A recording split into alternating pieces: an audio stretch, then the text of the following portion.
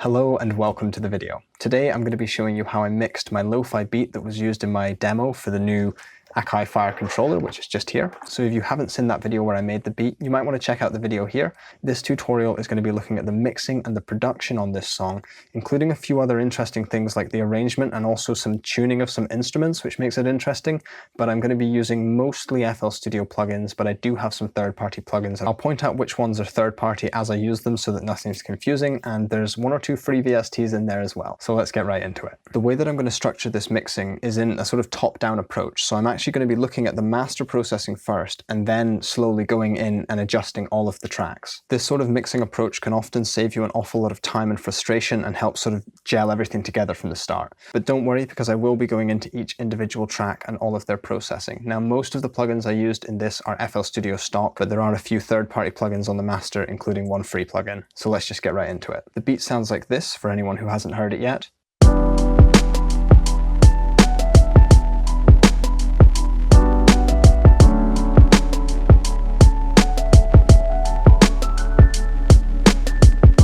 And it's made up of a few elements. The first thing is some hiss and some pop sitting underneath the track to give it a really lo-fi vibe. Then on top of that I have drums. Then I have a piano and a pad on top of that. A melody and a sub. So it's actually a very simple mix, but one of the challenges with lo-fi is getting everything to sort of gel together and not compete, because often in mixing we're going for a lot of clarity where you can hear lots of distinct elements. But in lo-fi, we kind of want everything to blend together but not end up as a big mush. So there's a few things you can do on the master that can help you out. And the first thing I do is run it through a tape machine plugin. Now this is one of my paid for plugins. There are free versions, but basically this adds a little bit of a non-linear analog character to it. I just slap this on at the start. It's kind of got a different EQ curve to it and whatnot. It kind of helps gel everything together a little bit. Don't worry, this is actually quite a minor change to the mix. The next thing in the chain is an EQ. I've used parametric EQ2 here. You can use any EQ, some of them sound better than others. So say for instance you have too much low end. Instead of going to your sub and going to your kick and trying to EQ that or duck it down, sometimes all you need to do is take the master and just duck it down a little bit, or boost it. The same is true if you have a snare that's really like poking out of the mix too much. You can just take the high mids, reduce it slightly, you know?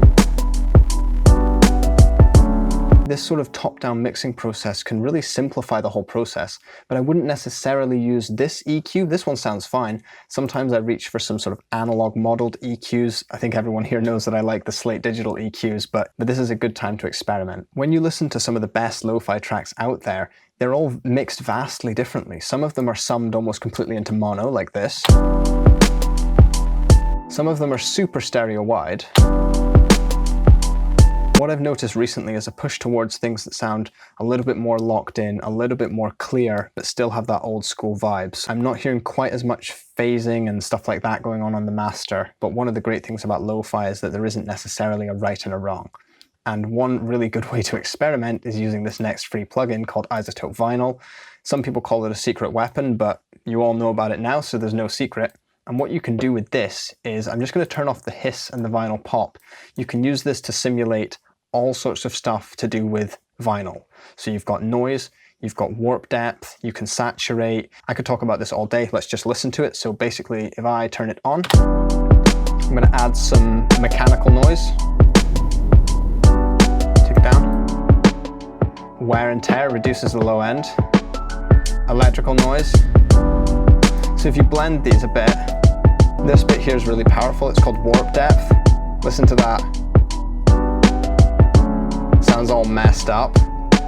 And you can even do stuff like this. So there's all sorts of possibilities here. You can also sum everything into mono. And you can change the year. So clearly in the 1930s, bass didn't exist yet. Long story short is that if you slap something like this on the master, set the levels a little bit conservatively, and then mix through it, it can just give you that vibe, like that absolute, this is an old school track vibe. The next part of the mixing, so to speak, is actually just the arrangement. If I go back a step, you can hear that it's not a very cluttered mix. I only have one or two bass elements. I have the sub and the kick. The piano is very mid-rangey, the melody is very high and whatnot, and it means that there's not really much competing with itself. But what I do have are high passes on almost every single track. I have a video here explaining why that's important. You might want to use a linear phase EQ if you're worried about phase, but what I have is on most of the tracks, for instance, the snare here, there's a high pass where I'm cutting the low end. On the hi-hat, there's a high pass where I'm cutting the low end. Piano, there's a high pass where I'm cutting the low end. So I'm going to turn on this EQ on the master that pretty much just highlights the low end. And I'm going to start by just turning off all the processing on everything, and I'm going to turn off my kick and my sub. So realistically, there shouldn't be that much low end information from all of these, but all of the high passes are off. So let's take a listen. We can actually hear that there's quite a lot of low end rumble. And if I turn on all of the high passes again, it's just an awful lot more clear. And what that does, if I turn my kick and my sub back on, is gives an awful lot of space for the kick and the sub. There's not really anything competing with it there. If I turn off the processing one more time, you'll hear that the kick and the sub are competing with everything else. There's just all sorts of little pittering and pattering going on. When it comes to the overall tonal balance of everything, I usually use the tonal balance control from iZotope. This gives me a representation of the energy in each frequency band of my song.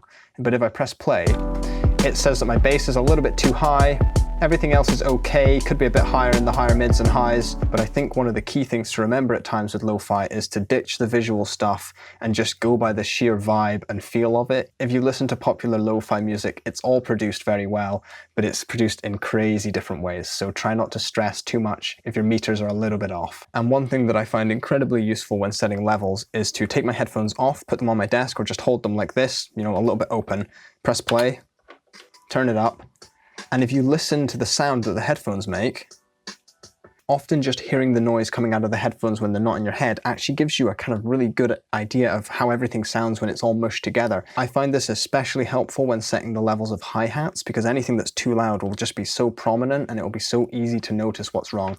Shouldn't make a difference whether they're open or closed back headphones, but that's sort of like my tip of the day, I suppose. Okay, so let's start going into each of the individual tracks. Now there's only 10 tracks in this mix, and that's not even true because I have a drum bus and instrument bus, so there's more like 8. And the first thing you'll notice when listening is that there's a different hi-hat velocity. So it sounds a little bit like someone's playing it. That helps it fit in the mix, believe it or not, because it's jumping in and out of your attention.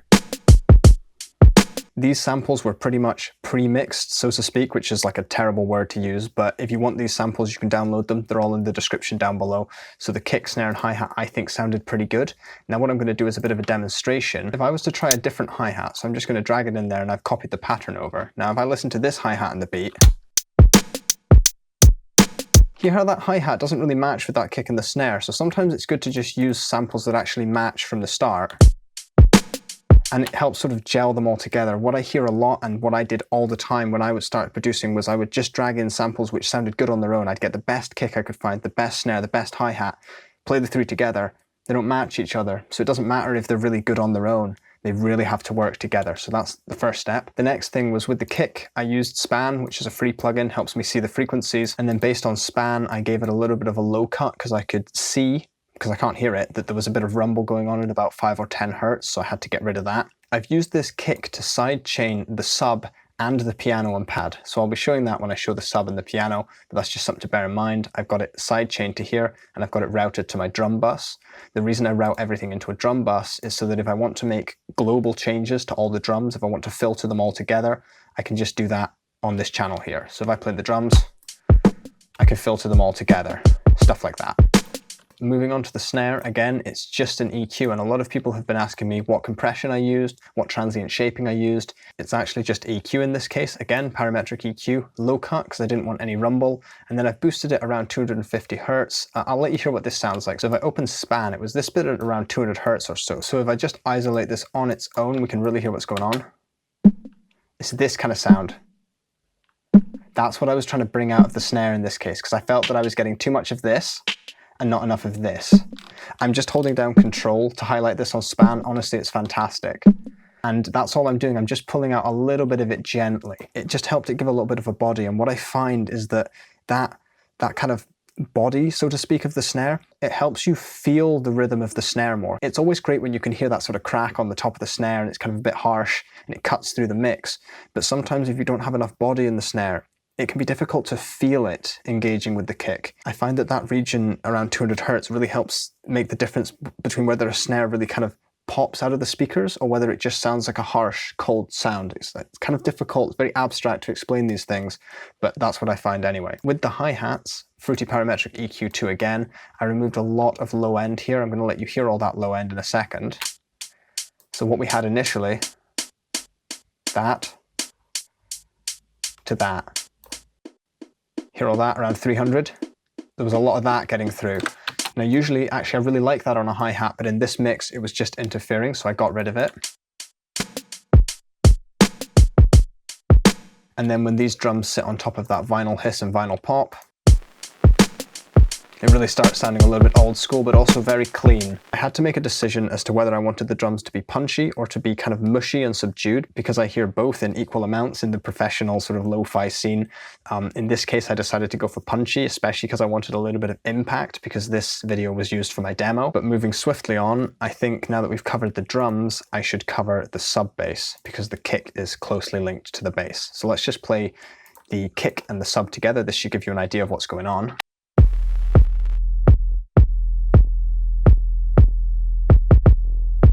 So you might have been able to see or hear some of the side chaining going on there, and also the distortion on the sub. So on the sub here, what I have in the first track is the Fruity Limiter. I'll link a side chaining tutorial here if you've never done side chaining before, but what it means is that every time the kick hits, volume's taken away from all of the frequencies in the sub. It just makes it pulse a little bit, keeps the mix nice and clean.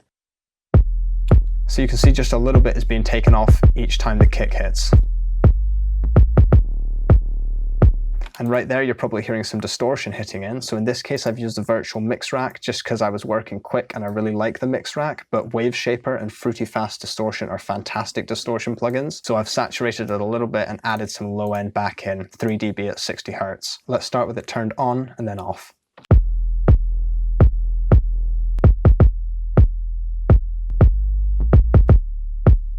With it turned off, you can hardly hear it. There is a little bit of a level increase with this EQ, but most of that volume is perceived volume in the high end. I've talked about saturation a lot. It just helps your bass cut through on any kind of small speaker like a phone or a laptop. I'd highly recommend it. And then I have just a little bit of EQ, removing the extreme low end from the sub just to make sure that there was nothing that was going to be eating up the sort of headroom in my mix. So now it's time to look at the instruments. So the piano here is also tied to a pad. So the piano sounds like this. Really kind of lush old school piano, and it's tied to a pad that sounds like this, and the two of them together kind of just fill that whole mid-range. It's just so, it moves, it's lush. And I'm going to show you something now that once I've shown it to you, it'll probably ruin this song and you won't be able to unhear it. But basically, the piano, I'm using a plugin called Addictive Keys, okay? It's a really nice piano plugin. It is a paid VST, or if you have any kind of Focusrite products, I think you can get it for free. I might be wrong. There is a free trial, which is fantastic. You're just limited to a fewer number of keys. I think you can have like 49 or 60 or something. You don't get the full grand piano experience. I wanted to talk about pianos because pianos are used in lo-fi hip hop. But I hear a blend, I hear two different things. Some are perfect pianos. So they are VST pianos that are generating tones that are absolutely perfect. And the other are pianos like Addictive Keys. So I'm going to show you something in the session settings here. This is the pitch of each note on a piano. And this is incredibly common with real and especially older pianos. What happens is that as you go up the keys, not only do the keys increase in pitch like you'd expect, they actually increase in pitch a little bit too much. So the higher keys are actually technically out of tune when compared to the lower keys. And what you get is this kind of pitchy phasing type effect. Sometimes it's really annoying, but it actually sounds really good. So just to give you an idea with the piano, these keys in the middle are almost perfectly in tune. But if I jump across to my melody, these keys up here are more out of tune. So when you play the two together, hear that it actually is out of tune, which does technically sound off, but a lot of people really, really like that, and it actually sounds incredibly natural, and that would be how it would sound if you were to sit down at an old piano and, you know, that had been weathered, that had dealt with humidity, heat, temperature, strain, stress. That's what it would probably sound like. You can change this, so you can get rid of that and make them all equal.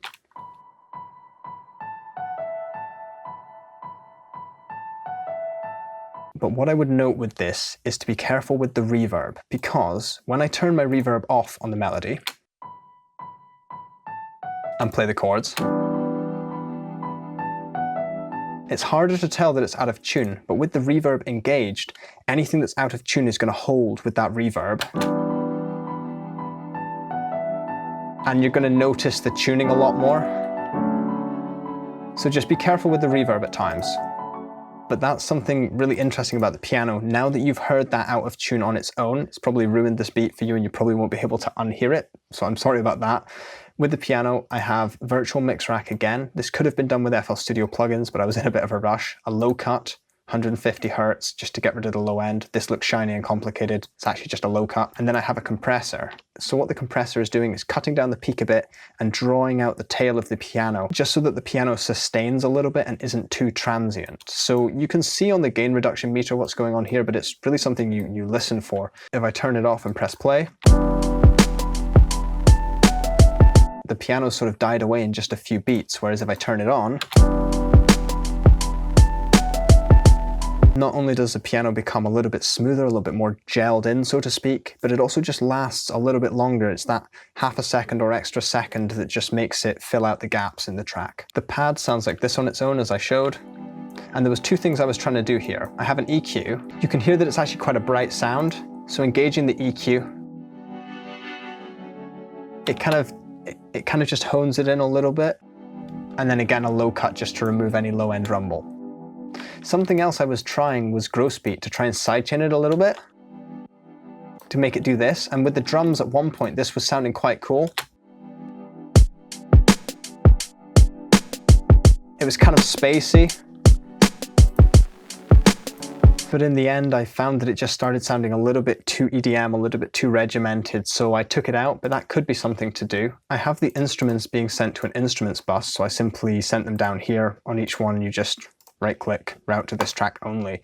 And then the instrument bus is going to control those two together. So I do have an EQ on here, which can be used to make both the piano and the pad more subdued or brighter.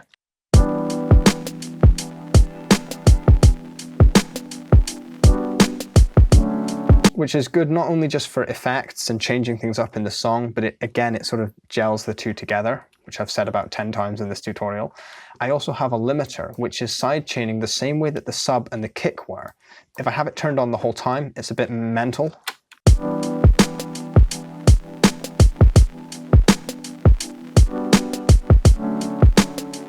But what I've heard some producers doing is choosing which kicks are going to trigger the sidechain. So what you can do is make an automation clip, you know, for the limiter level, and then just listening to it, what you can do is you can automate the limiter to jump up for different kicks. So let's try this. So it's kind of doing this.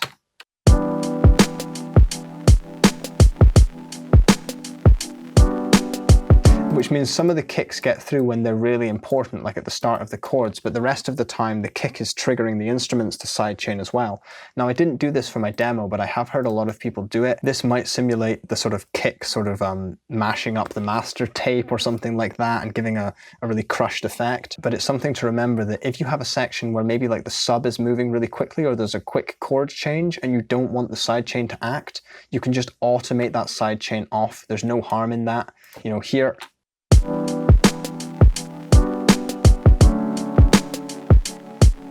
I personally think that sounds very interesting, but it might be a little bit too intense. What I tried to keep in mind the whole time when mixing this is that I wanted to be able to listen to this loop for about 2 minutes without feeling stressed, without it feeling too rushed, too intense. Something that I could listen to whilst editing, whilst reading a book, you know, whilst studying, something like that. The idea here is not to always get their attention so much. There's other genres of music for that. This is kind of a lo-fi chill beat. I guess that's sort of everything covered when it comes to the mixing, and I went into quite a bit of the production as well. But if there's any questions or comments or anything like that, please leave them in the comments section down below and I'll be happy to answer them. And like I said at the start, all the samples, the presets used, most of them are in the description, so go check out that other video.